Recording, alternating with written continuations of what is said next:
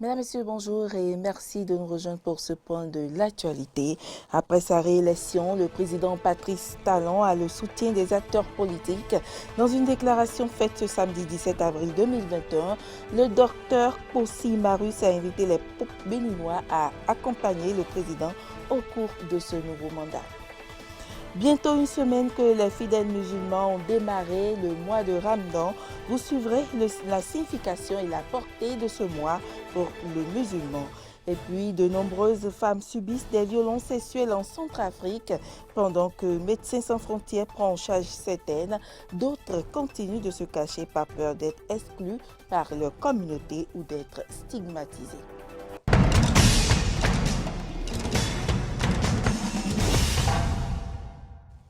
Bienvenue à toutes et à tous. Le docteur Marus Possi, acteur politique de la commune d'Abomey-Calavi, invite le peuple béninois à soutenir le chef de l'État, Patrice Talon, dans sa dynamique de développement au cours de son second mandat. Au détour d'une déclaration ce samedi, il a montré la nécessité pour chaque citoyen de bien faire le travail qui lui incombe. Seule condition pour hisser le Bénin au rang des pays développés. Suivez un extrait de sa déclaration. Diriger un pays n'est pas une tâche facile. Et c'est toute une détermination que le président Talon a manifestée tout au long des 5 années passées. Et nous avons vu les résultats à travers tout ce qui a été fait dans ce pays. Mais le plus important pour les 5 années à venir, c'est que je voudrais exhorter tout le peuple béninois à se mettre au travail. Parce que si nous ne travaillons pas, nous ne pouvons pas créer de richesse dans ce pays. Nous devons nous mettre au travail. Nous devons assister le président de la République dans les tâches à lui confiées à la tête de ce pays. Ce pays, c'est un pays qui est plein de capitaux humains. Nous avons assez de force au niveau de la jeunesse. Alors, je voudrais demander à la jeunesse de savoir que l'avenir de ce pays repose sur sa tête. Et cette jeunesse doit comprendre la vision du président Talon, chacun à son niveau. Nous devons nous mettre au travail. Nous avons besoin de construire ce pays. Nous n'avons pas besoin de le détruire. Et pour le construire, il faut le travailler. Commencez par comparer le Bénin d'aujourd'hui au Bénin d'hier. Vous allez remarquer que nous avons évolué. Nous avons évolué par rapport à nous-mêmes. Nous avons évolué dans notre manière de réfléchir. Cette maturité politique que le peuple béninois vient de démontrer à travers la réélection du président de la République, je voudrais vous demander, et nous demander à nous tous, un changement de mentalité. Une refondation de nos valeurs républicaines. Une prise de conscience par rapport à la tâche que nous avons devant nous. Vous voyez, une réélection, c'est en même temps un engagement que le président est en train de renouveler vis-à-vis de nous tous. Donc nous devons l'accompagner, nous devons travailler d'arrache-pied afin de pouvoir construire ce pays. Le Bénin sera construit par les Béninois. Victoire du duo Talon-Talata, le développement, ça y est, c'est le thème retenu pour la deuxième causerie du rendez-vous des hommes des médias au café Média Plus, une thématique décryptée par la députée Mariama Baba-Moussa Soumanou. Occasion pour l'ancienne directrice générale des impôts de se prononcer sur les questions de développement, la démocratie et plusieurs réformes du gouvernement de la rupture. On écoute au micro de Laurette Kankanbe. Ça fait quoi Oui, pour une équipe qui gagne? oui. C'est comme si vous me demandez, quand vous allez à un examen, ça fait quoi quand vous réussissez? Réussissez. Ben, ça fait plaisir. Exact. Ça veut dire que vous avez bien travaillé et que vous avez mérité votre succès. Et quand on parle d'état de droit, on parle de tout le dispositif qui permet quand même à un État d'être dirigé dans la transparence. En allant aux élections, crois que la charte, aussi bien la Constitution, la charte des partis politiques, il y a un certain nombre de dispositions qui sont contenues dans ces documents vraiment de haut niveau.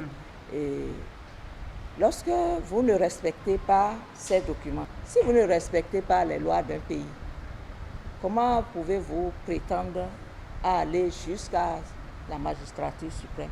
Moi, je crois que si, même moi en tant que député, si j'enfreins à la loi, je pense que je dois subir ces rigueurs. Ce gouvernement a fait, c'est un grand pas. C'est comme, voilà, vous les femmes, nous vous tendons la perche, vous devez vous affirmer. Je vous jure, quand vous allez sur le compendium de compétences des femmes, si vous voyez la mine qu'il y a comme compétences au niveau des femmes, vous vous rendez compte de ce qui nous manque. Et ce qui nous manque, c'est ça que l'actuel gouvernement est en train de nous donner là. Venez. Venez au lieu de prise de décision. Le développement, ça y est. Oui. Ce programme, si vous le parcourez, vous verrez que c'est un document savamment élaboré qui parle de l'existant. Vous savez, nous sommes partis du programme d'action du gouvernement PAG, qui comporte 3 paliers. Et vous prenez les paliers, par exemple le palier numéro 1, qui parle de consolider la démocratie, l'état de droit et la bonne gouvernance. Quand vous prenez ce palier, ça a été disséqué. Qu'est-ce qui est acquis aujourd'hui? On a fait le point. Quand on a fait le point, on sort les perspectives. Ce sont les perspectives qui sont contenues dans le projet de société du duo Talon Talata. Le développement, ça y est, je dis, nous sommes partis du programme d'action du gouvernement, programme d'action dont on a fait l'évaluation et qui est positif dans sa globalité. Aujourd'hui, on continue avec le développement, ça y est, ça veut dire les fondations, l'essentiel, ce qu'il faut pour bâtir une maison, c'est fait. Nous avons, vous voyez que le Bénin ne peut que se développer. Le Béninois aujourd'hui est fier d'être Béninois. Parlons religion à présent. La communauté musulmane du Bénin, à l'instar de celle du monde entier, a entamé depuis le mardi 13 avril 2021 le mois de Ramadan, considéré comme mois saint par excellence. Le mois de Ramadan est d'une importance capitale pour le fidèle musulman. Quelle est donc sa signification et sa portée? Suivez le reportage de Clémence Tonoucoin et Denis Marouya. Le jeûne du mois de Ramadan constitue l'un des 5 piliers de l'islam. Au cours de ce mois, les musulmans ayant l'âge requis selon les courants de l'islam ne doivent pas manger, boire ni fumer de l'aube jusqu'au coucher du soleil. Mais au-delà de ces privations, le fidèle musulman est invité à adopter un certain nombre de comportements, nous dit l'islamologue Harissou Zakari. Le jeûne recouvre 2 choses, l'adoration et le comportement. Donc l'adoration, c'est le fait de s'abstenir de manger et de boire, ça c'est l'adoration. Maintenant, le comportement, à savoir, il faut savoir, la langue aussi doit jeûner, les yeux aussi doivent jeûner, les mains aussi doivent jeûner, tout le corps de l'homme doit jeûner, tout simplement, tout en ne mettant pas pied là où c'est interdit et tout en mettant les pieds là où c'est permis et tout en prononçant des bonnes paroles, tout en donnant des bons conseils, tout en faisant les aumônes, tout en, en réconciliant les gens. Donc, tout cela fait partie du jeûne. Parce que quand on dit le jeûne, ce n'est pas seulement le fait de rester à jeûne du matin jusqu'au soir. Non, non, non, non, non. Le mois de Ramadan, qui est le 9e du calendrier hégirien, revêt une importance capitale pour le musulman. Parmi les importances, le premier, le plus capital, c'est de rehausser le niveau de sa spiritualité. C'est de faire en sorte que le lien entre lui et son Seigneur, ce lien-là puisse être encore un lien qui aura encore plus de tonus. Il faut que le lien soit encore plus solide entre lui et son Seigneur. Ça, c'est le premier point. Maintenant, le deuxième point, parmi l'importance du jeûne. Le jeûne du mois de Ramadan, ça permet à un musulman de se racheter auprès de son Seigneur. Comment? À savoir que dans le mois de Ramadan, quand un musulman pose une bonne action, Dieu lui multiplie cette bonne action la fois 100. L'objectif visé par Dieu, le législateur même du jeûne de Ramadan, a été clair dans le verset coranique qui dit بعد أعوذ بالله من الشيطان الرجيم يا أيها الذين آمنوا كتب عليكم الصيام كما كتب على الذين من قبلكم لعلكم تتقون. Oh, vous qui croyez, vous les croyants, nous vous avons prescrit l'observance du jeûne du mois de Ramadan, tel que nous l'avions prescrit à ceux d'avant vous. En observant ce jeûne du mois de Ramadan, cela va vous permettre, afin que vous vous entraîniez pour acquérir la piété. Donc le jeûne, l'observance du jeûne, surtout le jeûne du mois de Ramadan, qui est un mois, 29 jours, mais 30 jours, a pour objectif de former, d'entraîner l'homme à atteindre la piété. C'est-à-dire quoi? Vous voyez, le fait de s'éloigner de la nourriture et de la boisson, de l'aube jusqu'au coucher du soleil, qu'est-ce que cela nous apprend? C'est une période de formation. Dieu veut passer par ce canal pour renforcer notre capacité d'abstinence de tout ce qui est blâmable et de s'adapter à tout ce qui est convenable. Actualité sur le continent Centrafrique, de nombreuses femmes subissent des violences sexuelles. Certaines sont prises en charge par Médecins sans frontières, d'autres par contre vivent avec la peur d'être exclues par leur communauté ou d'être stigmatisées et continuent de se cacher. C'est un week-end ordinaire pour les femmes centrafricaines. Dans la capitale Bangui, elles sont nombreuses à faire les courses l'air de rien. Et pourtant, nombreuses gardent en elles les séquelles d'une guerre qui dure depuis déjà près de 10 ans. Les violences physiques et sexuelles font partie du quotidien de certaines de ces femmes. Et pour leur venir en aide, l'ONG Médecins sans frontières a lancé ce samedi 17 avril un programme de prise en charge. La situation générale des victimes qui viennent vers nous, effectivement, elles sont venues dans un état vraiment très inquiétant. Parce que vous savez que le viol, c'est un acte vraiment traumatique. Et toutes les victimes qui viennent vers nous sont souvent très traumatisées. Et dès qu'ils sont venus vers nous, par notre secours, notre appui, on a vu qu'il y a vraiment eu un changement radical dans leur vie. Alors depuis juillet et jusqu'à fin novembre, on va dire, nous avons reçu 274 personnes, majoritairement des femmes, comme je vous ai dit, mais aussi 7 hommes et 24 mineurs. En général, pas dans un très bon état, puisque le viol est à la fois un traumatisme physique et psychologique. C'est une violence de l'intimité, c'est souvent dans un contexte de menace de mort. Sylvie et Rose font partie de ces victimes de violences sexuelles. À visage couvert, elles ont accepté de témoigner. J'étais repartie chez moi en 2013 pour prendre des affaires pour mon bébé et des musulmans armés du PK5 m'ont pris. On couchait avec moi avant d'enfoncer un bâton dans mon sexe.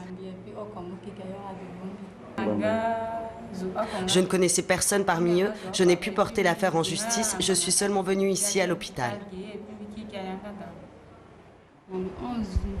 C'était le 11 décembre 2013 que cela m'est arrivé. Ce sont des Séléka qui sont arrivés en grand nombre dans un véhicule en tirant dans toutes les directions. Le mari de ma grande sœur avait fui. Ma grande sœur, en les entendant aussi, a fui. J'étais tourmentée par les tirs et lorsque j'ai essayé de fuir, ils m'ont pris. Ils m'ont violée et ont pillé la maison en prenant de l'argent et des téléphones. Ils ont tout ramassé et ont fait plusieurs tirs avant de partir. Toujours d'après Médecins sans frontières, il est fréquent que les agressions soient commises par des personnes appartenant à l'entourage des victimes. Plus de la moitié des personnes prises en charge déclarent connaître leur agresseur. La situation économique continue de s'enliser au Liban. Le taux de change de la livre libanaise sur le marché noir atteint des sommets historiques. Beyrouth semble être désormais une municipalité au bord de la faillite, sans électricité. Au crépuscule, la crise économique plonge Beyrouth dans le noir. La municipalité n'est plus en mesure d'éclairer ses rues. Aucune entreprise n'a répondu à l'appel d'offres pour l'entretien de ses lampadaires. La nuit, il n'y a pas de lumière dans les rues. Tu dois compter sur les phares de ta voiture. Avec la chute de la livre libanaise, les entreprises ont vu leurs dépenses exploser du fait des importations en dollars. Conséquence, elle boude les demandes d'une municipalité qui paye obligatoirement en monnaie nationale. Le taux de change officiel reste à 1507 livres pour 1 $, mais au marché noir, il dépasse les 12 000 livres. En mars dernier, il atteignait même un record historique, provoquant la colère des manifestants dans tout le pays et la fermeture d'un nombre important de commerces. L'inertie du gouvernement est pointée du doigt par une population pour laquelle le pays est sans avenir. Aujourd'hui, Beyrouth, c'est triste, c'est déprimant. La ville sera bientôt anéantie. Regardez, il n'y a plus rien. Ça donne envie de pleurer. Ils l'ont ruiné. Le Liban était le plus beau des pays.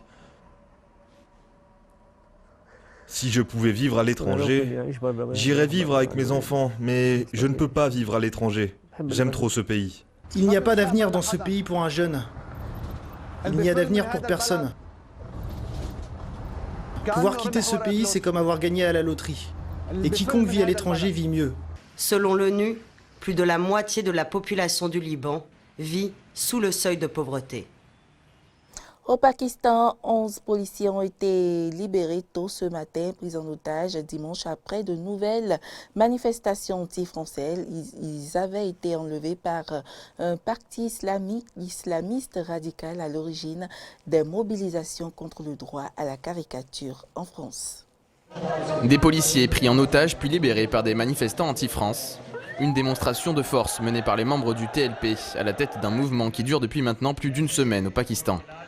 Le parti islamiste radical très influent dans le pays proteste contre l'emprisonnement de leur chef, arrêté pour avoir demandé l'expulsion de l'ambassadeur de France. Paris, cible des protestations en raison des propos tenus par Emmanuel Macron en octobre dernier.